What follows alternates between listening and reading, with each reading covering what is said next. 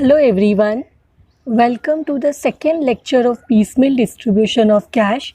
Last lecture we have studied on the introduction of piecemeal distribution. Today we will look at the practical sum. So the sum is like that: A, B and C are partners sharing profits and losses in the ratio of 3:2:1. Following is the balance sheet as on 31/12/2019. So there are three partners in this business who want to end their business, who want to close down their business, and their capital is as follows. A has rupees 15,000, B has rupees 20,000, C has rupees 15,000.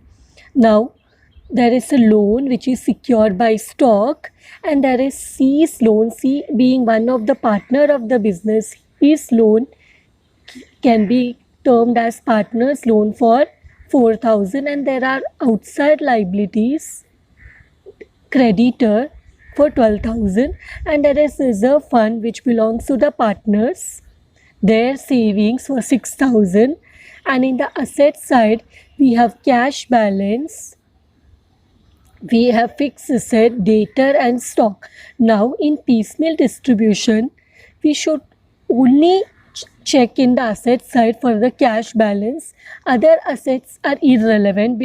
Those are irrelevant in the sense those are important only when they realize cash. That is, when the assets are sold, you get the amount of cash, only that is important. That is important for paying the liabilities.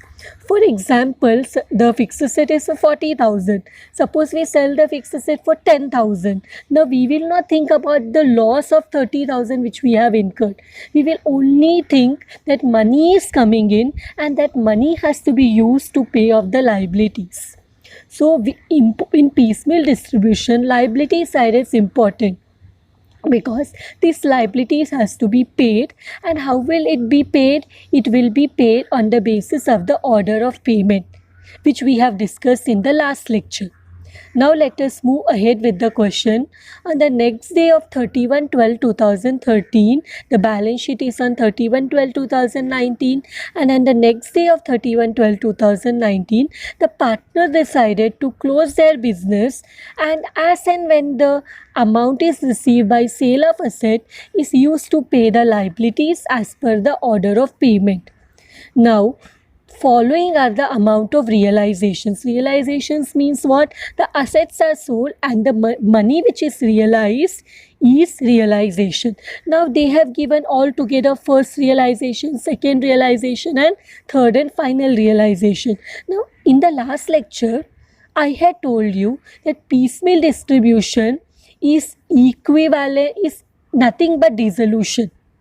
Now in dissolution what we have seen, that in dissolution assets are sold at once and liabilities are paid out of the proceeds. But in reality, tell me, is it possible to sell all the assets at once? No, it is not possible. So in piecemeal, as and when, piecemeal is the real term, practical concept, as and when we receive the money, it is used to pay off our liabilities. Now the first realization is of 15,000, wherein there is a realization expense of 500. That means we receive 15,000 but 500 ka expense was incurred. So net total we have only 15,000 minus 500, that is 14,500 with us. Second realization is for 25,000, which includes 1,000 realization expense. So from 25,000, 1,000 will be deducted, that we will get 24,000 which will be used to pay off the liabilities. And we have third and final realization for 31,000, which again includes 1,000 realization expense. So 31,000 minus 1,000, we have 30,000 which will be used to pay off the liabilities. Now they say sale proceeds of stock was utilized to pay the loan amount fully. You can see here there is a loan which has been taken by keeping the security called stock. Now, when the stock, the proceeds of the stock will be utilized for the payment of the loan. So they say that the sale proceeds of stock was utilized to pay the loan amount fully.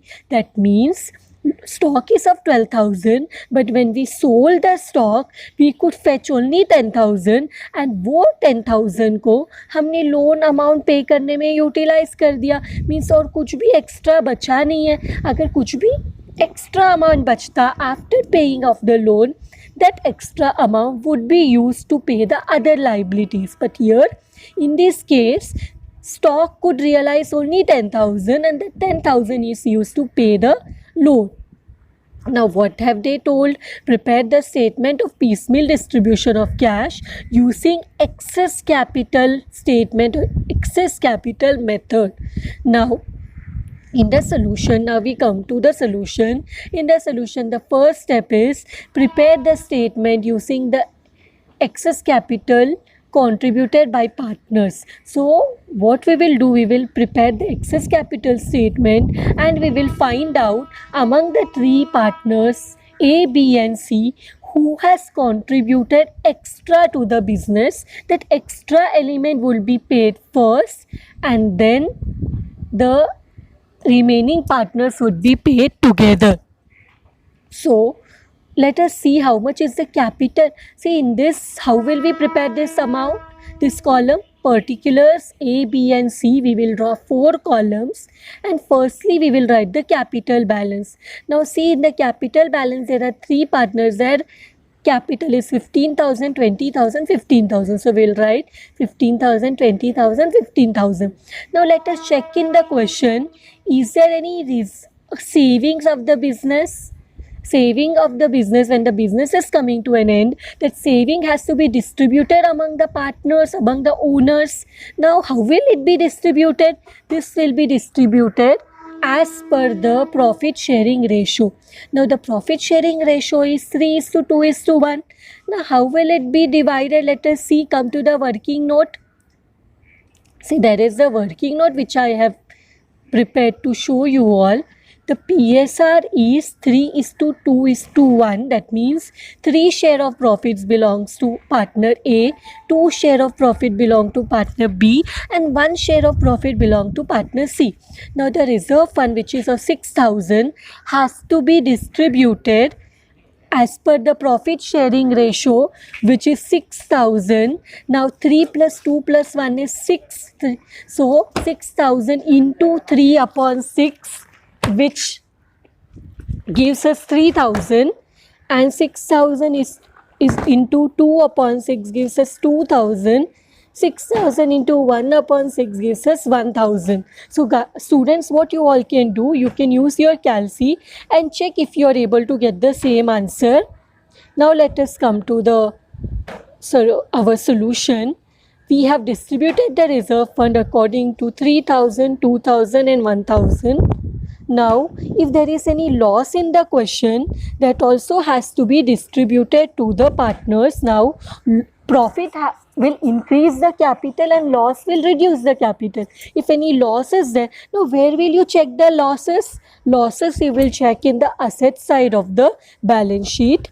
If there is any losses, any deferred advertising expense or profit and loss account, if it come in the asset side, it is a loss. So if that is there, what you will do, you will minus it from the capital balance and what you will get is the net capital balance. So net capital balance is 15,000 plus 3,000 is equal to 18,000.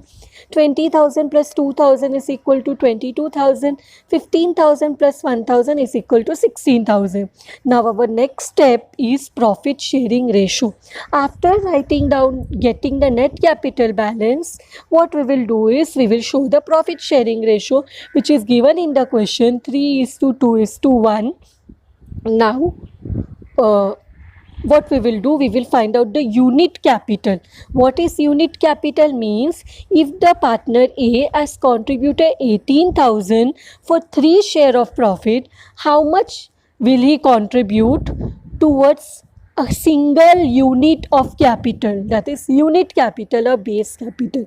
So 18,000 divide by 3, you will get the unit capital, that is net capital balance, that is 18,000, divide by profit sharing ratio, that is 3, you will get 6,000. Same way 22,000 is the capital balance of B, net capital balance, divide by his profit sharing ratio 2, you will get 11,000. Same way 16,000 divide by 1, you will get 16,000. Now we have to find out the proportionate capital. So look into the question, see which is the minimum unit capital, 6,000, 11,000 and 16,000. Which is the minimum amount? 6,000. So what we will do, we will keep A's capital as base, that is 6,000, and we will prepare the proportionate capital. How is that calculated? Base capital into PSR, base capital into PSR, that is 6,000 into 3, you get 18,000, 6,000 into 2, you get 12,000, 6,000 into 1, you get 6,000. 3 is the profit of A, 2 is the capital profit sharing ratio of B, and 1 is the profit sharing ratio of C. So 6,000 into 3, 18,000, 6,000 into 2, 12,000, 6,000 into 1, that is 6,000. Now what we will give, the next step will give us interim excess. In interim excess, what we will do, in the interim excess, we will from the net capital balance, that is 18,000, we will deduct the proportionate capital. So 18,000 minus 18,000, you will get 0, nil. 22,000 minus the proportionate capital of 12,000, you will get 10,000. 16,000 minus the proportionate capital of 6,000 will give you 10,000. That means, what does this simply mean? That Mr. A is contributing 6,000 for one share of profit, whereas partner B is contributing 11,000 for the same one share of profit, and partner C is contributing 16,000 for the same one share of profit. That means there are two partners, that is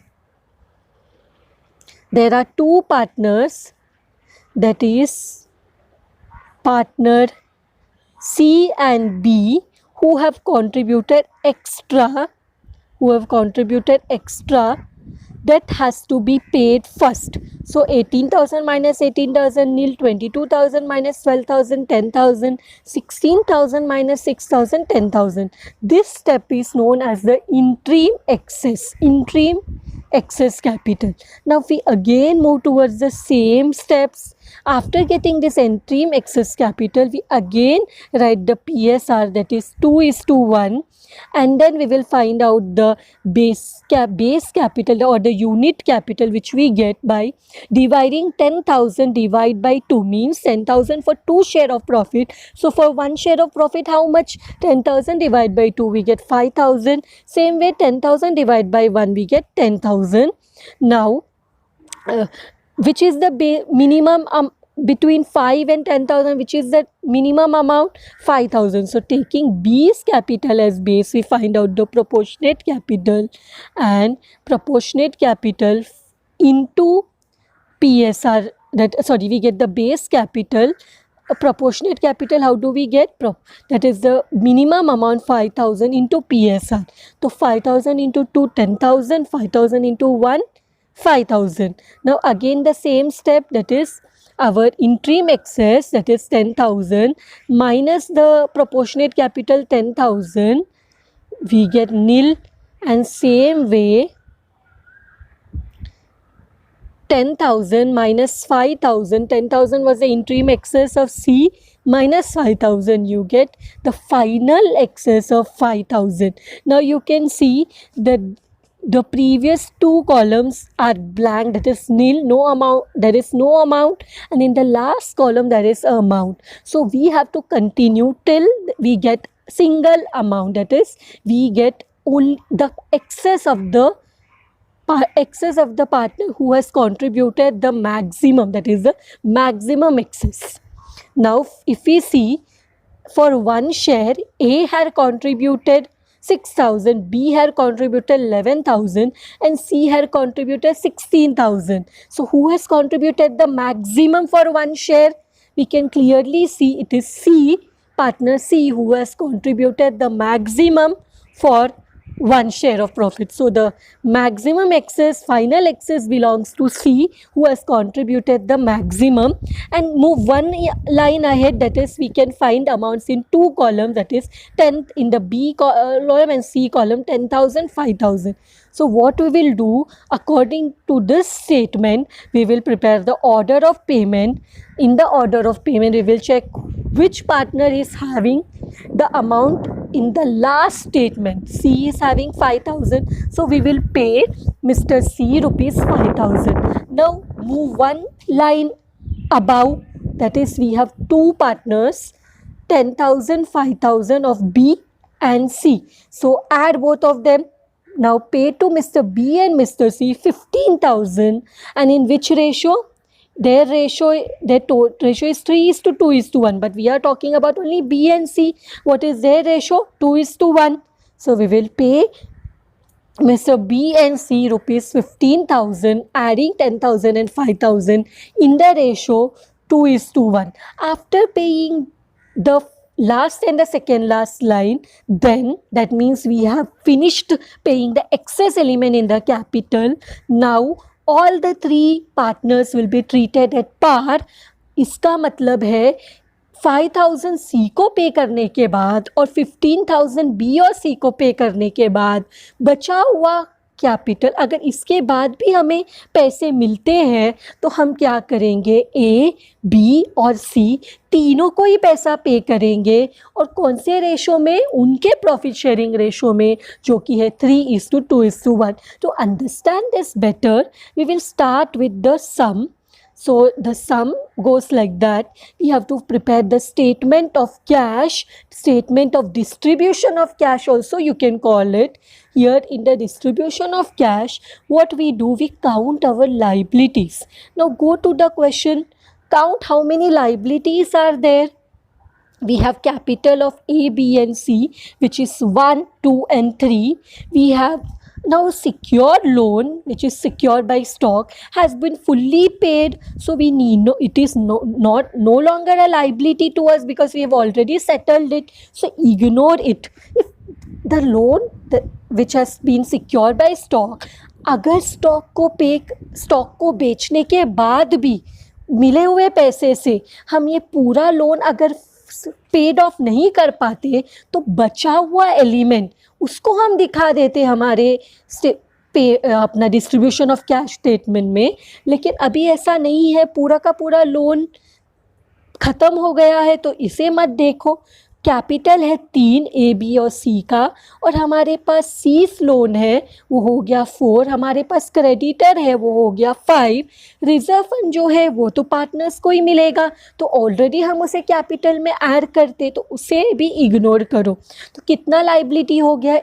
1 A's capital, 2 B's capital, 3 C's capital, creditors 4, क्योंकि partners को पे करने से पहले हम बाहर वालों को पे करेंगे तो पहले क्रेडिटर पे होगा या पहले पार्टनर्स लोन पे होगा?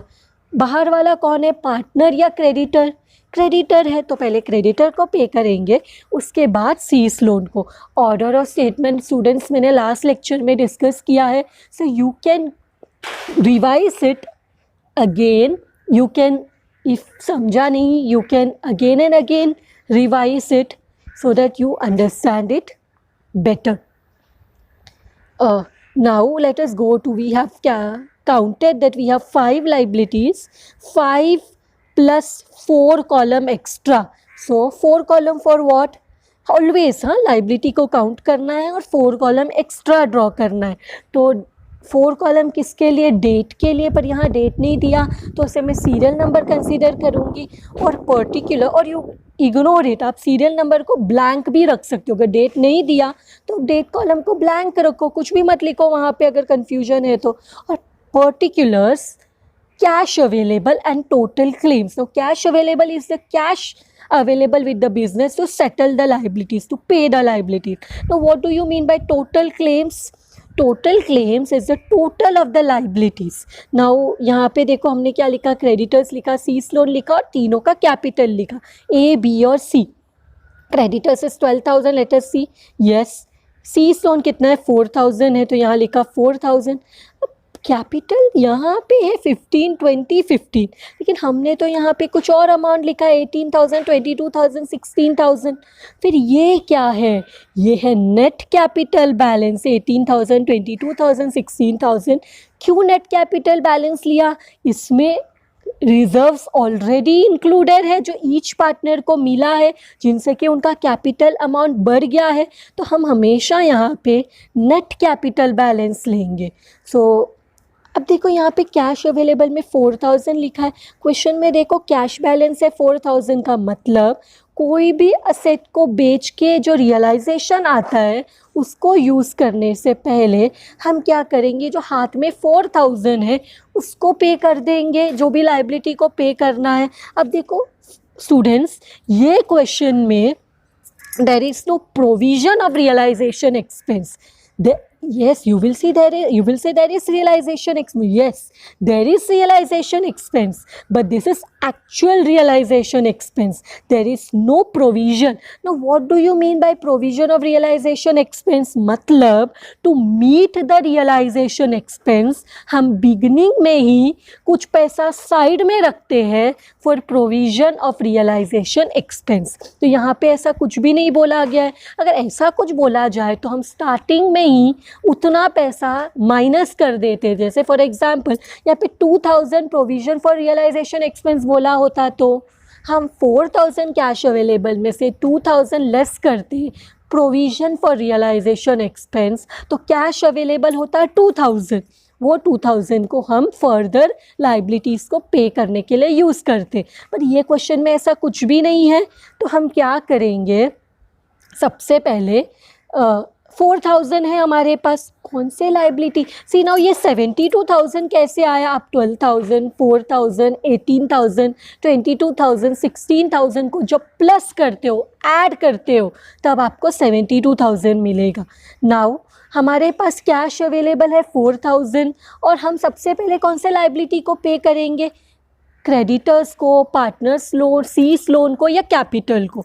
यस, यू आर राइट, हम पहले क्रेडिटर्स को पे करेंगे, पहले आउटसाइड लाइबिलिटीज़ को पे करेंगे, पर आउटसाइड लाइबिलिटी है 12,000, हमारे पास है सिर्फ 4,000, तो क्या करेंगे, जितना कैश है उतना पे करेंगे। तो 4,000 पे कर दिया, तो 4,000 माइनस हुआ लेस पेड टू क्रेडिटर्स, तो हमारा total claim that is our liability also reduces when we will pay them. तो -4,000 उधर भी दिया और बाद में -4,000 क्रेडिटर्स में किया। इससे क्या हो जाता है, हमारा कैश अवेलेबल नील हो जाता है और हमारा टोटल क्लेम 72,000 माइनस 4,000 68,000 हो जाता है, और क्रेडिटर्स 12,000 से 4,000 माइनस किया तो 8,000 हो जाते हैं। और बाकी का जैसा है वैसे ही नीचे लिखा, सीज लोन जितना है उतना ही लिखा, कैपिटल्स ABC का जितना है उतना ही लिखा, बिकॉज उसको तो हमने अभी तक टच भी नहीं किया है। Now we don't have any cash available with us. Let us move to our first realization, students, which is 15,000 but includes the actual realization expense of 500. So what we will do, 15,000 minus 500, we will get 14,500. इसमें से अब creditors को 4,000 पे कर दिया तो कितना पे करना बाकी है, 8,000। तो 14,500 में से 8,000 पे कर सकते हैं, आराम से कर सकते हैं। तो 8,000 माइनस करो पेड टू क्रेडिटर्स, 68,000 में से भी 8,000 लाइबिलिटी भी कम होगा और क्रेडिटर भी कम होगा।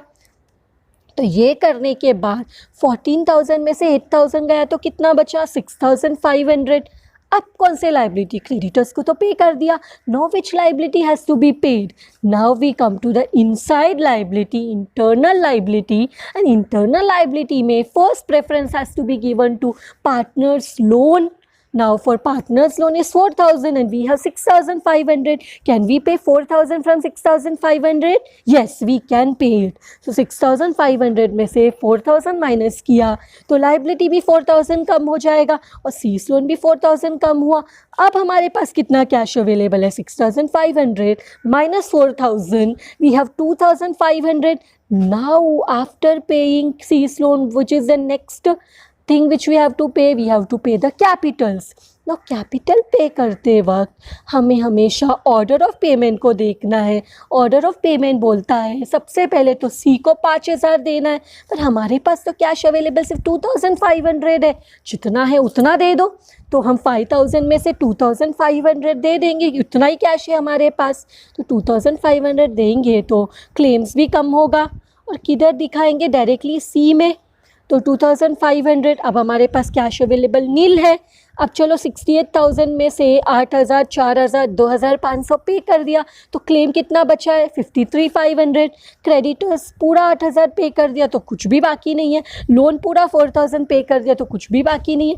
18,000 ए का कैपिटल कुछ भी पे नहीं किया तो पूरा बाकी है. 22,000 बी का कैपिटल कुछ भी पे नहीं किया तो पूरा बाकी है. 16,000 में से 2,500 सी का कैपिटल पे किया तो we have 13,500 with us. Now cash is not available. Cash available is nil, so we have to depend on the second realization, which is how much? 25,000, but it includes realization expense of 1,000. So how much cash do we have with us now? Cash available कितना है? 25,000 minus 1,000, which is equal to 24,000.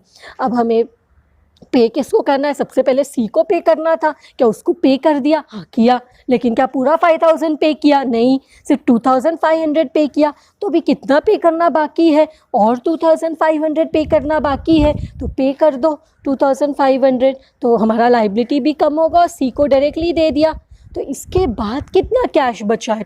24,000 minus 2,500. We have 21,500. Now go to the order of payment again. अब किसको पे करना है? B और सी को. कितना पे करना है? 15,000. कौन से रेशो में? 2:1 रेशो में. तो क्या हमारे पास उतना पैसा है कि पूरा 15,000 एक ही बार में पे कर सके? यस, हमारे पास 21,500 है. सो at one stretch we can pay the whole 15,000 to B and C. So let us go to the working. How will we calculate this 15,000 into 2:1? 2:1. 2 plus 1 is 3. So 15,000 into 2 upon 3, 10,000. 15,000 into 1 upon 3, 5,000. So हम जाएंगे question में. 15,000 पे कर दिया B और सी को. Claims भी उतना कम हुआ और 10,000 कम हुआ बी का और सी का 5,000. तो हमारे पास कितना कैश अवेलेबल है? अब 21,500 माइनस 15,000. अब हमारे पास 6,500 है. अब जरा ऑर्डर ऑफ पेमेंट में जाओ. 15,000 पे करने के बाद पे टू ऑल पार्टनर्स बोला. अब जो भी पैसा, इसका मतलब क्या है? जितना भी एक्सेस एलिमेंट है वो दे दिया. अब जो भी बचा हुआ पैसा है वो अगर अभी भी रियलाइजेशन आता है तो तीनों को इक्वली मिलेगा. इक्वल मतलब क्या? इक्वल प्रपोर्शन में, नॉट इक्वली 1:1 में नहीं, according to their profit sharing ratio.